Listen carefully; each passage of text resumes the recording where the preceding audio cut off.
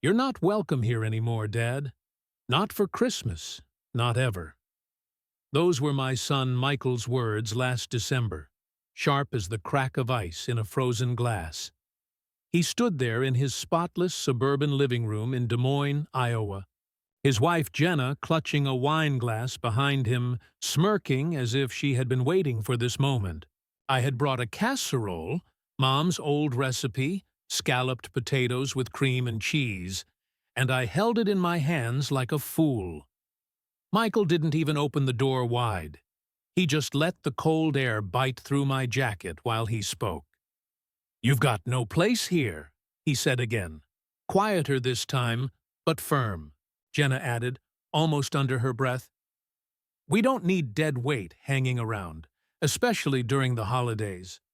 Her words stung, maybe worse than his. Dead weight. That's what I was to them. Before I continue, if you're new here, please like, comment, and subscribe. And tell us where you're watching from. I'll tell you a little about myself. My name is Richard Miller. I'm 64 years old. Born and raised in a small farming town just outside Cedar Rapids, Iowa. I worked 38 years at the John Deere plant. Steel, sweat, and long hours on the line. I raised Michael mostly on my own after his mother passed away when he was 13. I gave him everything I could. Braces, baseball gear, his first car, paid for his tuition at Iowa State. When Michael married Jenna, I thought I'd finally see my sacrifices bear fruit. She came from a well-to-do family, her father a real estate broker in Omaha. At first, she smiled, hugged me, and called me Dad. But I should have known. It was all for show. Behind closed doors, she had no respect for me. I helped them buy that very house they shut me out of, put down $40,000 of my retirement savings to cover their down payment. I even co-signed their mortgage when the bank hesitated. Michael promised me, "Dad, this house will always be your home too. You'll never be left out." And yet, there, I was last Christmas, standing on the porch like a beggar with a casserole dish. "Michael," I said, my voice trembling but low, "after all I've done for you, you're throwing me out?" He wouldn't meet my eyes. Things are different now. Jenna and I have our own life. You need to stop clinging. The casserole felt heavy in my hands, heavier than steel on the factory floor ever did. Jenna reached for Michael's arm, resting her manicured nails on his sleeve. "Come on, baby. We've got guests waiting. He'll figure it out." And with that, they closed the door in my face. The smell of pine wreaths and roast turkey drifted past me before it shut tight, leaving me alone in the cold. I drove back to my little two-bedroom rental, the casserole still untouched on the passenger seat.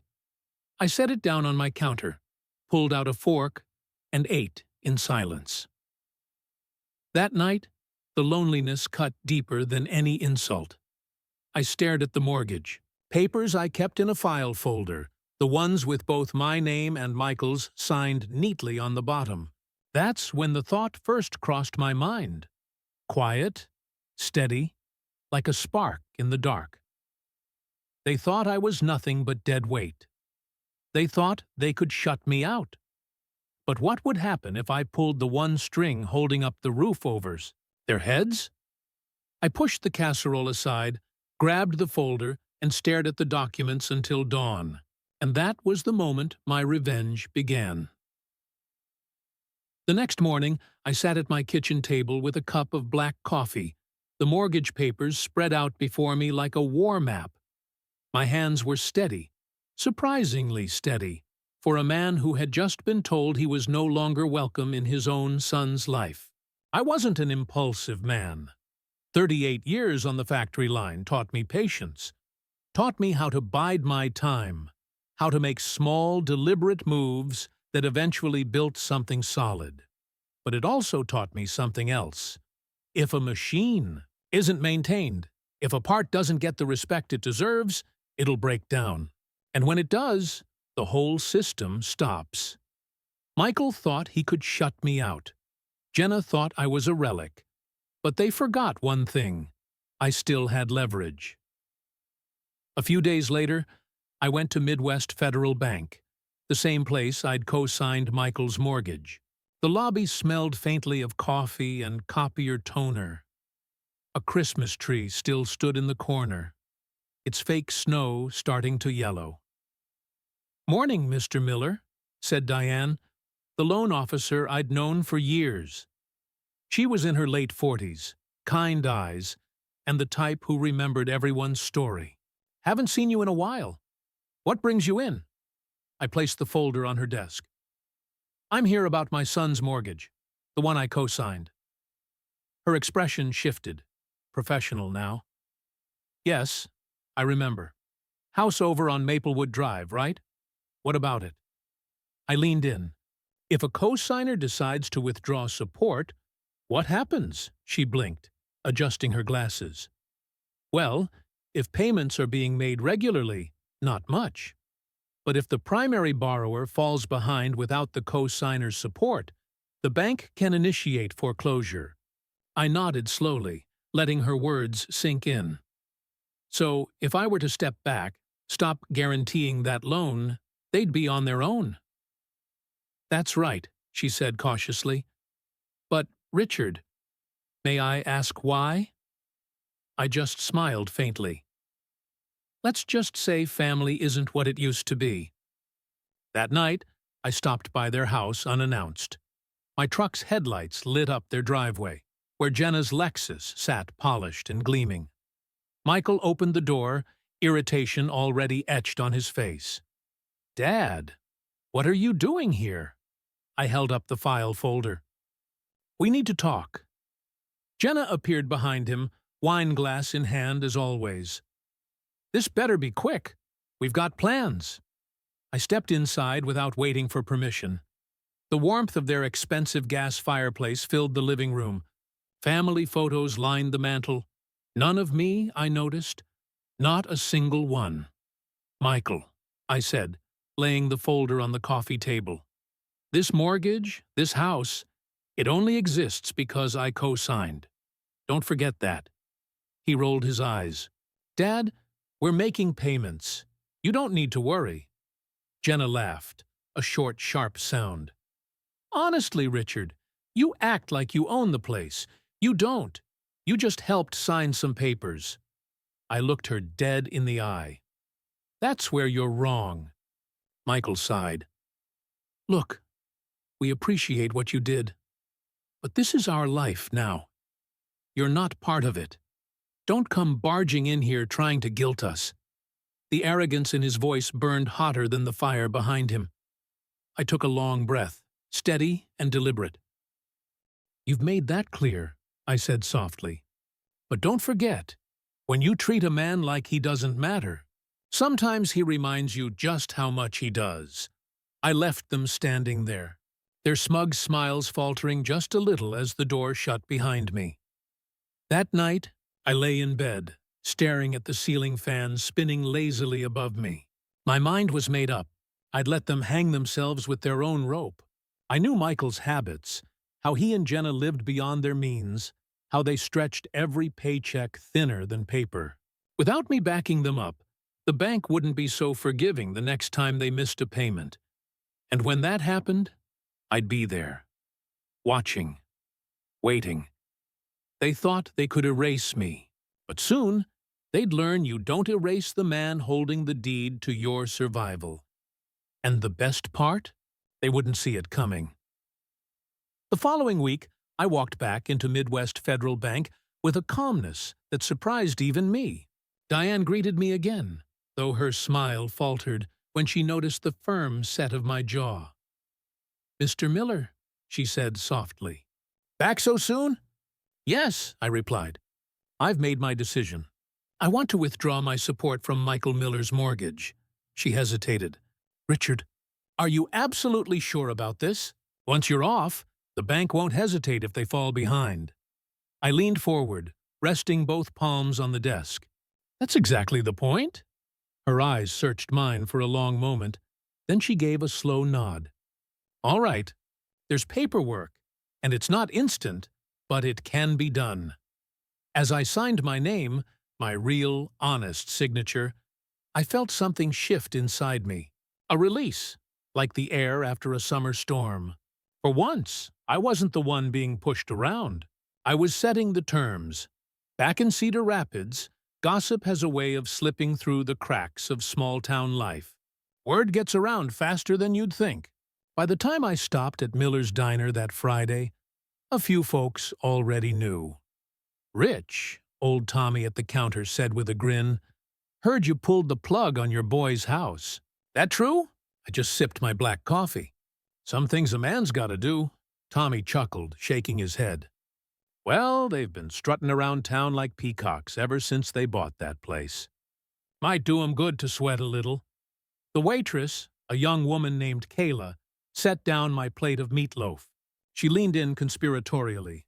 "My cousin works at the bank. Says your daughter-in-law was livid when she found out." I smiled faintly.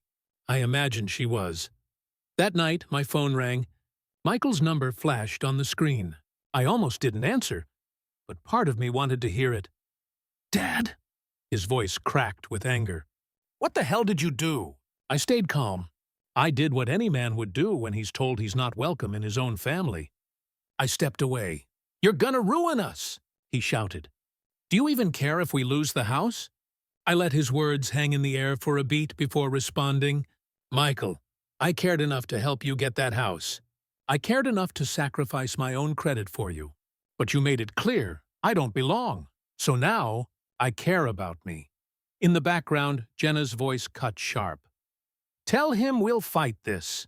He won't win." Michael's voice dropped lower, colder. "You'll regret this, Dad," I chuckled softly. "Maybe, but not as much as you're about to." And I hung up. Over the next month, I watched the cracks spread like spiderwebs. Their lawn, once perfectly manicured, started to yellow. The Lexus sat in the driveway longer, a thin layer of dust on the hood. I knew the signs. I'd seen plenty of men at the factory who tried to live bigger than their paycheck. All it took was one missed payment, one late fee, and the whole house of cards collapsed. And collapse it would.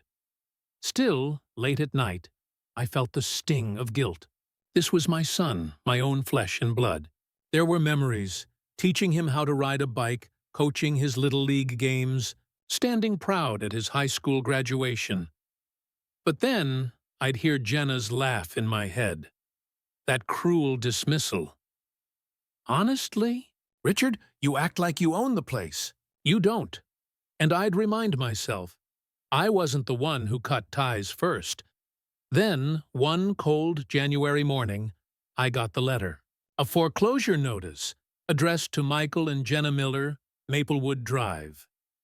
I sat at my kitchen table, the same place I'd signed away my support, and I laughed. Not a bitter laugh. Just a deep, steady sound of justice turning its wheel. But this wasn't the end. No, not yet. Because the true reckoning hadn't happened. The bank would take their house. But I still had one more move to make. One that would show them, and the whole town, that you don't mock a man who gave you everything. And when I made it, they'd wish they'd never spoken those words to me at Christmas. The day of reckoning came faster than I thought. It was early March, still cold enough that the air bit at your nose. The snow was half melted, dirty along the curbs in Cedar Rapids. I got a call from Diane at the bank. "Richard," she said, her voice steady but tinged with something like sympathy. "The house on Maplewood has officially gone into foreclosure. The auction's been scheduled." I sat back in my recliner, coffee steaming in my hand. "When's the sale?" 3 weeks from Friday. County Courthouse steps, downtown. Standard procedure."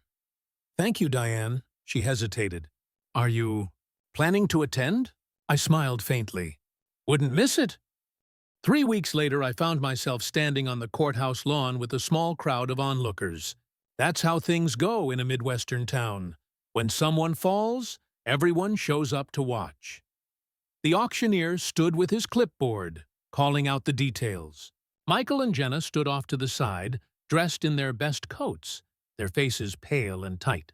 Jenna clung to Michael's arm, her jaw clenched in rage. "Starting bid for the property at 1425 Maplewood Drive," the auctioneer began. Hands went up. The numbers climbed. I stayed silent at first, letting the crowd test the waters. Then, when the bids slowed, I raised my hand. "All in at 265, the auctioneer barked. "Do I hear 270? Another bidder called it. I raised again. Michael's head snapped toward me. "Dad," he hissed, his voice carrying across the space. "What are you doing?" I looked him dead in the eye. What you should have expected. The bids climbed higher. My heart pounded, but I'd planned for this. Between my pension, savings, and the nest egg Linda and I had built, I had more than enough to cover it. Finally, the gavel came down. "Sold to Richard Miller," the crowd murmured. A few chuckled. I could hear whispers. "That's his son's place." Never thought I'd see that. Michael lunged toward me, face red, veins in his neck bulging. "You can't do this." Jenna yanked him back, but her eyes burned hotter than his. "You miserable old man," she spat. "You ruined us. You'll pay for this." I stepped closer, lowering my voice so only they could hear. "No, Jenna, I already paid. Every dime you begged from me. Every night I lay awake worrying about your future. Now it's your turn." That night, I drove past Maplewood. The house stood quiet, lights off. A foreclosure notice slapped across the door like a scarlet letter. I sat there a long while, memories flashing, Michael's kids running in the yard, barbecues in the summer, Linda laughing on the porch swing. It wasn't joy I felt. Not really. It was justice. But fate wasn't done yet, because the very next week I got a call from Pastor Whitman at First Baptist. He asked if I'd attend the Sunday service. Michael and Jenna would be there. "They've been talking," he said carefully. "A lot of folks in town are watching how this plays out." I knew then that the final confrontation wasn't at the courthouse. It was going to be in church, in front of half the town. And I was ready. The church smelled of old wood and hymnals, the kind of scent that seeps into your bones if you've lived in a small town long enough. Sunlight cut through the stained glass windows, scattering red and blue streaks across the pews. I slipped into my usual spot, 3 rows from the back, right-hand side. People noticed me, nodded politely, but their eyes flicked between me and the front, where Michael and Jenna sat stiff and proud, like nothing had happened. When Pastor Whitman began his sermon, the words weren't just scripture. They were aimed like arrows. "Pride," he said slowly, voice echoing. "It blinds us. It convinces us we're owed something we never earned. It poisons families. It tears fathers from sons." The congregation was silent. A few heads turned toward my boy. Michael shifted uncomfortably. Jenna stared straight ahead, jaw tight. After service, I was about to slip out quietly. But Whitman caught my arm. "Stay a moment," he whispered. The fellowship hall buzzed with chatter and the smell of potluck casseroles. That's where it happened. Michael stormed across the room, his voice sharp enough to cut the air. "You humiliated me in front of the whole town," he barked. "You stole my house." I set my plate of green bean casserole down and looked him square in the eye. "No, son, you lost your house. There's a difference." The room went still. Forks froze midair. Even the kids quieted. Jenna stepped forward, venom in her words. "You think this makes you noble? You think people respect you? They're laughing at you, Richard. An old man holding on to scraps because he has nothing else." I took a deep breath. Calm. Steady. "I built a life here," I said, my voice carrying without effort. "I worked 30 years at the mill, paid off every debt, took care of your mother when she was sick. I gave you everything I had, my time, my money, my love. And you looked me in the face and told me I wasn't welcome at Christmas. Do you have any idea what that does to a father? You could hear a pin drop. A few folks nodded, whispers spreading like wildfire. Michael's face went red. "Dad, please!" But it was too late. The town had already made up its mind. Whitman stepped forward, placing a hand on my shoulder. "Richard, you've carried this with grace. The Lord lifts up the humble." And just like that, the tide turned. Michael and Jenna weren't feared anymore. They were pitied. The couple who lost their home, their reputation, and the respect of an entire community. That night, I sat on the porch of my little ranch house, a cup of coffee warming my hands. The stars were sharp in the Iowa sky, the crickets singing in the distance. I thought about Linda, about the life we'd built, about the way betrayal can cut deeper than any knife. But I also thought about justice, the kind that doesn't come with fists or shouting, but with patience, truth, and a steady hand. Michael had lost his house, his pride, and the blind loyalty of the town. Jenna's sharp tongue couldn't save her from the truth everyone saw with their own eyes. As for me, I didn't win riches. I didn't win applause. I won peace. And in the end, that was worth more than any mortgage payment. Tell us your thoughts in the comments. And don't forget to like, share, and subscribe for more stories.